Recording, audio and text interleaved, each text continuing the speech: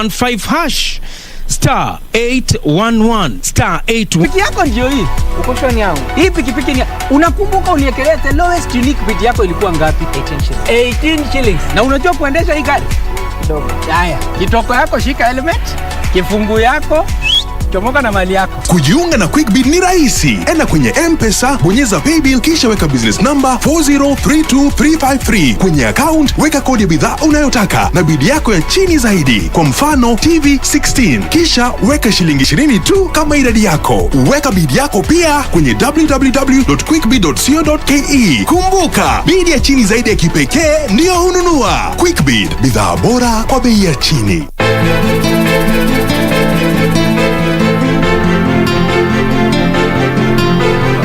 Antipilo wako ni uchokozi. Si ungeweza kutuliza kwanza? Kwa TV ni ya baba yenu. Boss wangu ni yule anayelipa mshahara baba upo. Nakupa dakika moja. Usipofika naenda. Mambo mengine atakampangilio sio kupayuka yuko ovyo. Hebu waunguza huko wewe. Lakini Kate, alafu kuwa makini sana ule mke wako. La usivyo itakugharimu. Kunguru mkubwa wewe. Nani kunguru? Wewe. waendelea nini hapa?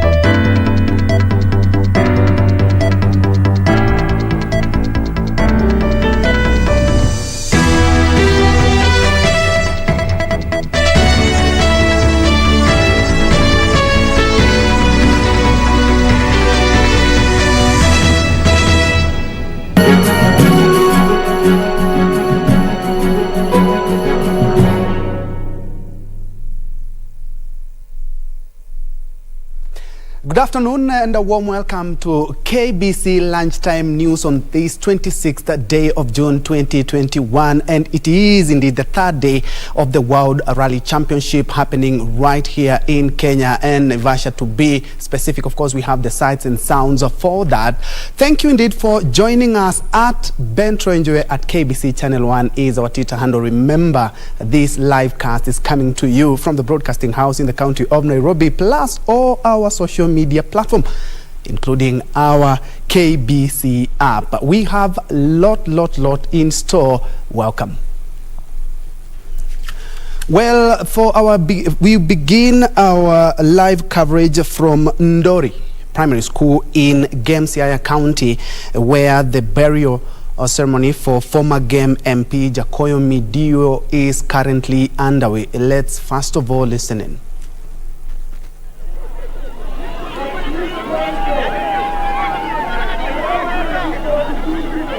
Wycliffe, if you can hear me, kindly, what is the latest? What is happening? Give us a feel of the ceremony, kindly. Well, a very good afternoon to you, Njue. I believe you are having a good afternoon back in in Nairobi. While here it is not a very good one because bearing where we are right now, we are at Ndori Primary School here in Goim constituency, that is in Siaya County, where underway is the funeral ceremony for the late Jacoyo Midio, that is the late legislator for this particular constituency, who passed on the 14th of June this year. And currently, as I can point to my left, there is ongoing is the funeral service, and I've just seen a host of leaders both at the county level and the national level. Being that Jacoyo Midio was a politician, as expectedly you could expect leaders, visitors, or even mourners from the political class. And from what I've observed so far, we got here by around 8 a.m. and from what I've observed, there's so many leaders that have come to condole with the family in this difficult time. I have seen the ODM leader Raila Odinga together with the ODM brigade here. They just housed of the leaders from the political class, those legislators with whom Washington Jacoyo Midiwo served during his tenure as the member of parliament for Game constituency, position that he held right from 2002 all the way to 2017. That is 3 terms in totality.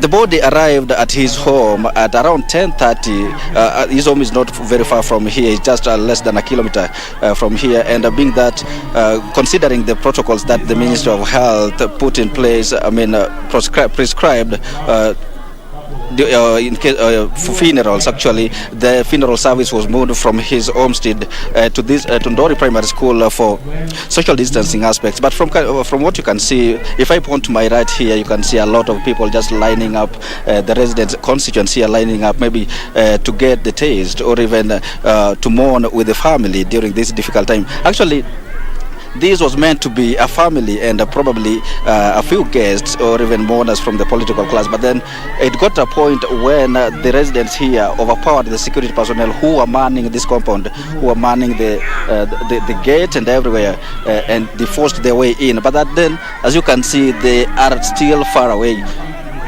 If you can spot people wearing the security details were donned in black t-shirts, those are some of the people ensuring that the residents here do not interfere with the program as it has been planned here. Again, something that is manifesting here clearly is the issue of COVID-19 protocols. They're not being observed, actually. Okay. But then again, we'll be here, Bentro Njue, to witness every detail as it comes, as it develops, and we'll package this in our subsequent bulletin, Bentro Njue. My name is Weekly Focate, and of course this is KBC, and we are inviting our viewers to keep it here for every detail that emerges from this ceremony. Ben. Indeed, thank you so much, Wycliffe Okech, live from Ndori Primary School in Gamsiaya County, where, of course, the burial ceremony for the former Game MP, Jacoyo Midiwo, is currently underway. Of course, he has talked about security being beefed up, but something that he has observed, and of course you have seen, is that the protocols, the COVID-19 protocols, are not being observed. Of course, he will be coming back with a more comprehensive report in our subsequent bulletin. Well, moving on, the East Africa community has launched a verification mission to absorb the Democratic Republic of Congo into the regional intergovernmental organization. EAC Secretary General Dr. Peter Maduki says that the community's technical team is in Kinshasa to engage their DRC counterparts for a week to ensure the verification exercise is complete in readiness for presentation to the Council of Ministers, who would later table it before the EAC Head of State Summit for consideration. DRC had expressed interest in joining the EAC. It would be the 7th country to join EAC after Burundi, Kenya, Rwanda, South Sudan, Tanzania, and Uganda. A meeting by the presidents of East Africa, 6 of them, on 27th of February, and the decision was made that I should, as a Secretary General, come to DRC and launch the verification process, the process of admitting DRC into the East Africa. So today the President has officiated this launch, and there is a technical team in Kinshasa sitting with the DRC team to make sure that the process is finished within 8 days. After 8 days, we will do a report and take it to the presidents of East Africa. They will consider the report, after which they decide the admission of DRC into East African community.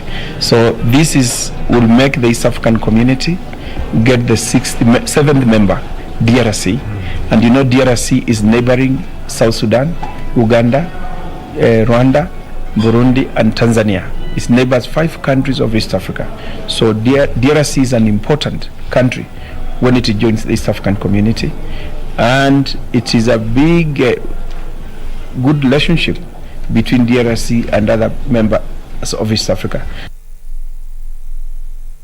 Elsewhere, President Uhuru Kenyatta has sent a message of condolence to the family, relatives and friends of Mama Dorcas Pedelai Ntimama, who passed on last night at a Nairobi hospital. Mama Dorcas was wife to the late Cabinet Minister William Ole Ntimama. In his message of comfort and encouragement, President Kenyatta described the late Mama Dorcas Ntimama as a gracious woman who worked tirelessly for the well-being of the society. The president said Mama Dorcas always built strong bonds of friendship which ensured harmony and peace in her community. ODM leader Raila Odinga eulogized Mama Dorcas Ntimama as a woman who championed Ma culture and promoted education of girls. Elsewhere, Narok East MP Ken Kiloku has described the late Mama Dorcas Ntimama as a Ma community pillar who made immense contribution to the welfare of the nation. Work in this county and especially in Narok North where we were carved from. And on behalf of my family, I would wish to say poleni sana. Mujitie moyo.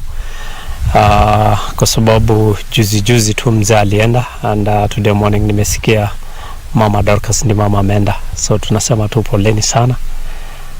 Mungu atawatia moyo watoto wake na vijukuu yake. Tunasema pole.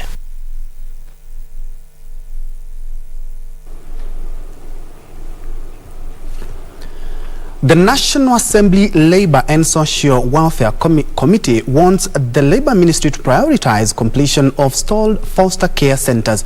Speaking during inspection of Joska Foster Care Centre, Committee Chairman Kabinga Washira said speedy completion of the children home will restore dignity to children who are currently enduring congestion at the Mama Ngina Care Centre.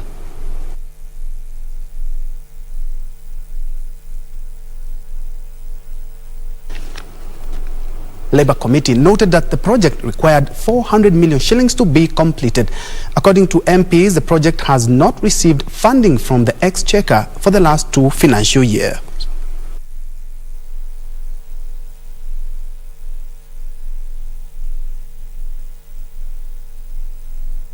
In this pandemic era, we move our children from the small facilities that they are being held, like we have the Mama Ngina facility in South Sea, which is congested.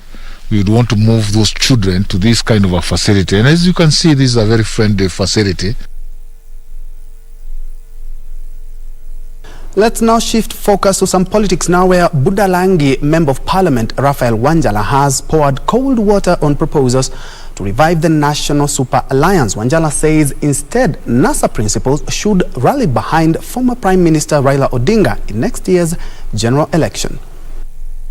Budalangi Member of Parliament Raphael Wanjala says Orange Democratic Movement leader Raila Odinga is not to blame for the outcome of the last general election, and NASA principal have an opportunity to make things right in 2022. Kwa hivyo saa hii watu bado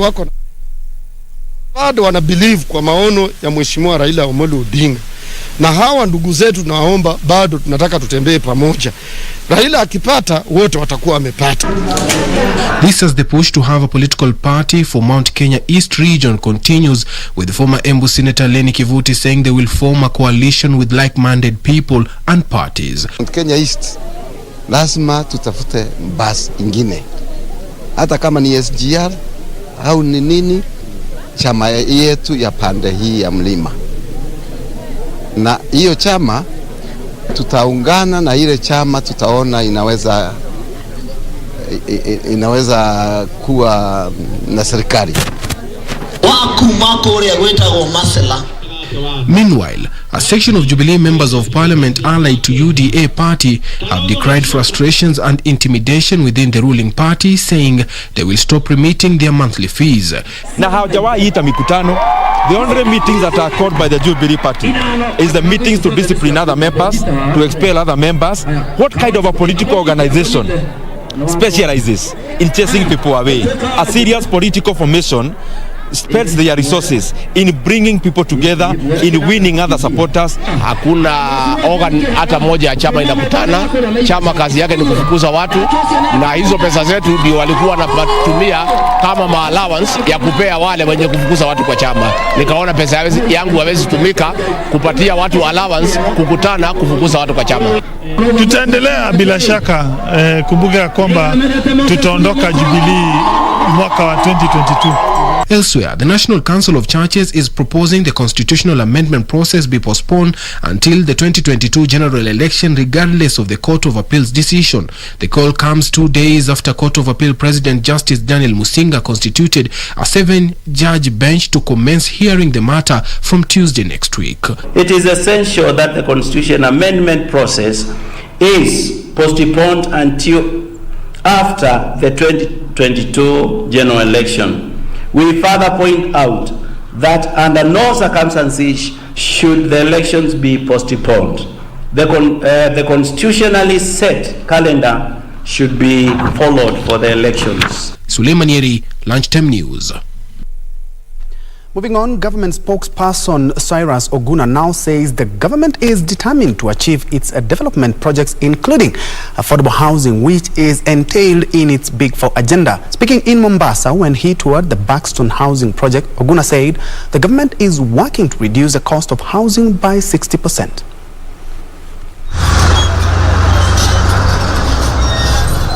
Oguna has stated that the affordable housing project will make it easy for low-income earning Kenyans to own houses. He subsequently urged Kenyans to log into government website and learn the process of owning houses. Ukiingia kwenye tovuti ya serikali ya www.bomayangu.go.ke utaelekezwa jinsi ya kuweza kupata nyumba pale. Tukiangazia nyumba hizi, sio nyumba tu peke yake. Kumbuka kama nchi kuna uhaba wa kazi. Vijana wengi wanakosa kazi, wanakosa ajira. Kwa hivyo hizi nyumba ama miradi hii ni njia mojawapo ya kuongeza nafasi ya kazi kwa vijana wetu. Nimefahamishwa kwamba kwa mradi huu wa Buxton hapa ni kwamba itakuwa imezindua nafasi 3,000 ya kazi kwa vijana wetu. Oguna, who toured the Buxton housing project in Mombasa, at the same time assured residents of beefed up security to thwart any criminal activities and infiltration of drugs into the coastal city of Mombasa. Sentiments echoed by Coast Regional Commissioner John Elungata, who said security in the region has been intensified with positive results. Tunaweka mkazo kuhakikisha kwamba uhalifu wa aina hiyo unapotea, ili wananchi wanaposikia Mombasa, hata kama ni Kisauni wanasikia ama Nyali ama Likoni, wajue kwamba wako salama wakati wote. Tajua pia kwamba juzi mmesikia polisi waliweza kuwapata jamaa fulani huko Kwale wakiwa na silaha kali, wakiwa na mipango ya labda kufanya mambo mabaya kwa wananchi wetu. Lakini tuko chonjo na yeyote ambaye bado na mipango kama hiyo atashindwa. The housing project, which is taking place simultaneously in other counties, will create job opportunities for the youth. Reporting for Lunchtime News from Mombasa County, I'm Michael Mondiga.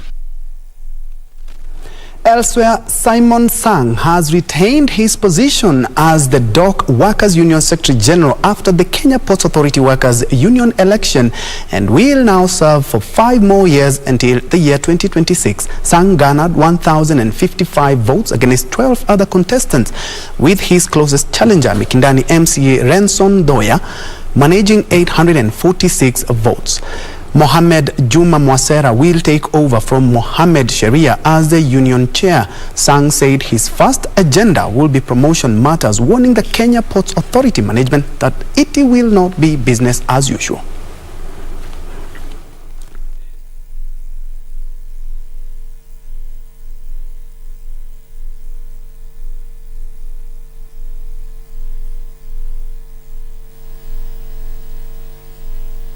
I want to inform management that this time it will not be business as usual. Basic issues that we are going to start with immediately after registration is the issue of promotions. And we have said all pending promotion must be dispensed with within 3 weeks upon registration of the union officials, and the promotions must be effective from the time one was nominated to act on that position.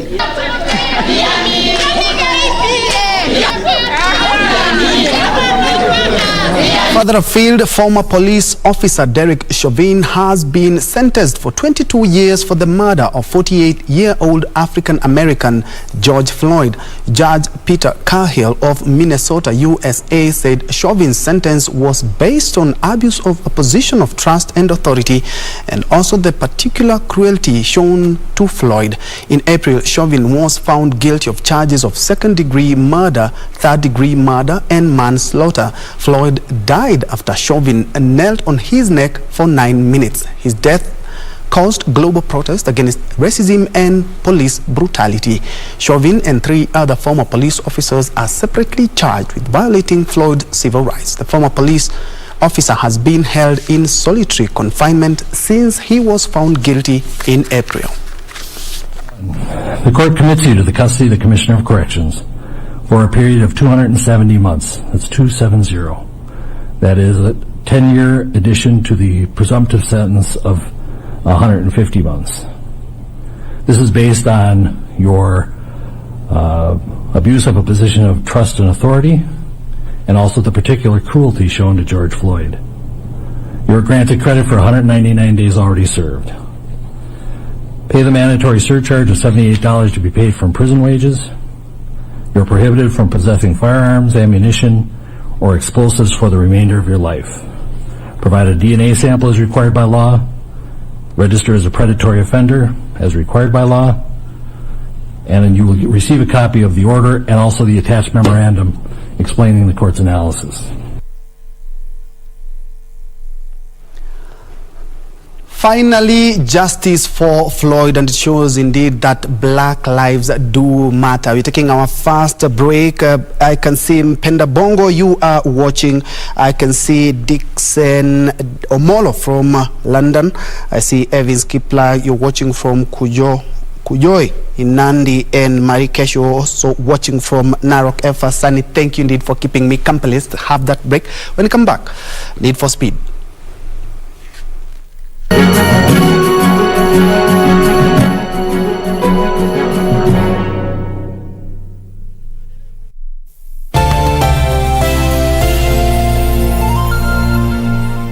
Malaria ni ugonjwa hatari sana unaoua watu wengi hapa Kenya. Japo kuko na corona, hatari ya malaria bado iko. Mtoto huyu alikuwa na joto jingi, kutetemeka, kuumwa na viungo na uchovu. Alikimbizwa hospitali ya umma ambako sheria za COVID-19 uzingatiwa na ni salama kwa shughuli ya upimaji. Vipimo vilionyesha kuwa ana malaria, na papo hapo daktari akampa dawa za malaria na kumshauri azimalize, na ili kujikinga wawe wakilala ndani ya neti iliyotibiwa. Malaria husambazwa na mbu. Walio hatarini ni watoto wa chini ya miaka 5 na akina mama wajawazito. Kupimwa na kutibiwa ni bure katika hospitali zote za umma. Usisahau adui malaria. Zero malaria huanza na mimi. Chukua jukumu leo. Komesha malaria. Ujumbe huu umeletwa kwenu na Wizara ya Afya. Bwana Motiso, pikipiki yako ndio hii. Uko shoni yangu. Hii pikipiki ni, unakumbuka uniekelea the lowest unique bid yako ilikuwa ngapi? 18 shillings. Na unajua kuendesha hii gari?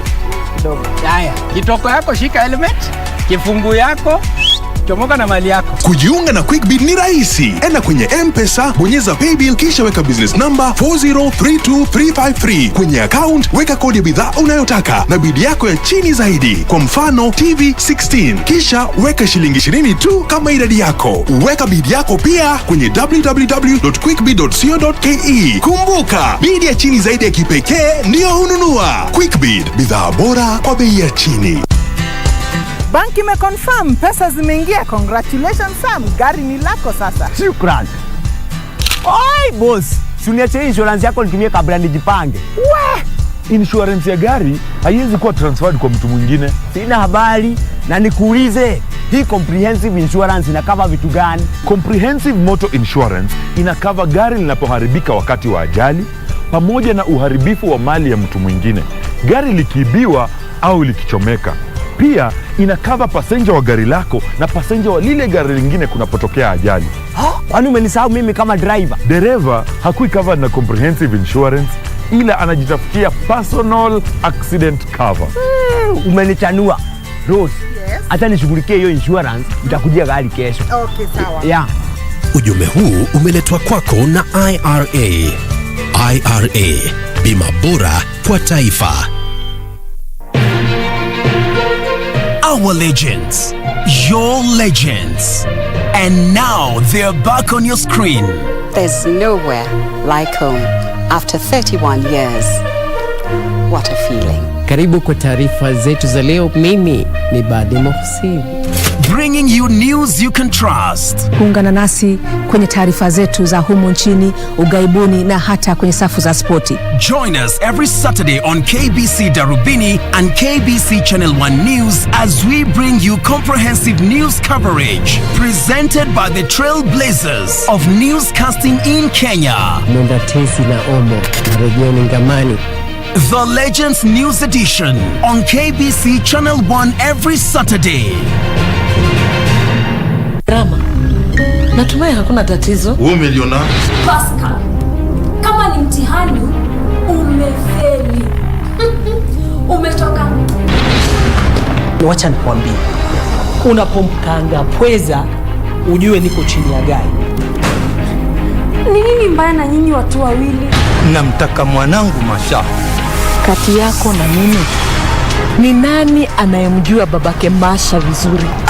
Kumbuka, mimi ni mamake.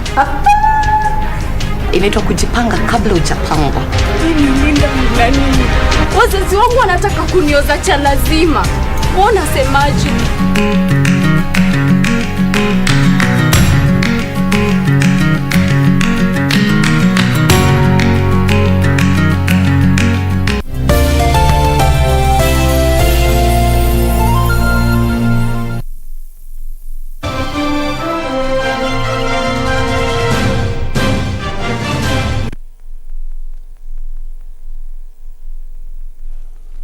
Welcome back, and in sports, the Euro 2020 enters the last 16 stage tonight, with 2 matches being played in the Netherlands and England. Wales will face Denmark in Netherlands, while Italy will face Austria in England.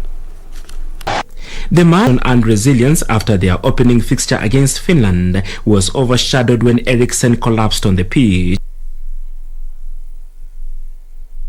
Indeed, that's all the time we had for KBC Lunchtime News. More news, of course, coming in our subsequent bulletin. And talking of our subsequent bulletin, remember, being a Saturday, is the first edition of the Legends Edition at 7 p.m. Tune in. Badi Muksin will be right here. And at 9 p.m., the ever-young Catherine Kasavuli will be making her debut back after 31 years. That is something that you do not want to miss. Of course, a couple of minutes, the launch of the Kenya Maritime Fisheries and Socio-Economic Development Project in Mombasa by the head of state, of course, accompanied by Agriculture, CS, among other hosts of dignitaries. My name is Ben Troy Njue. Lucy Maura has been our sign language interpreter for this afternoon. And remember, speak in a way that many people will want to listen to you, and listen in a way that many people will want to talk to you.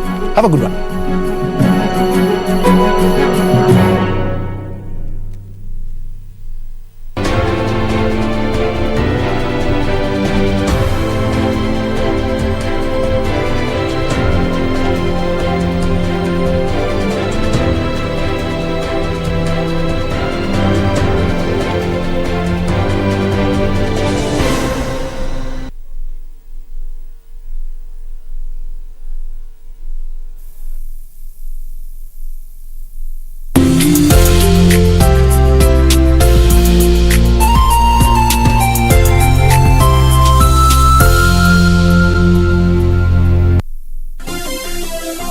Vera Beauty College.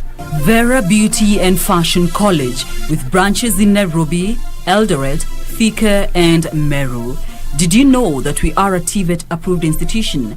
We offer courses in fashion design,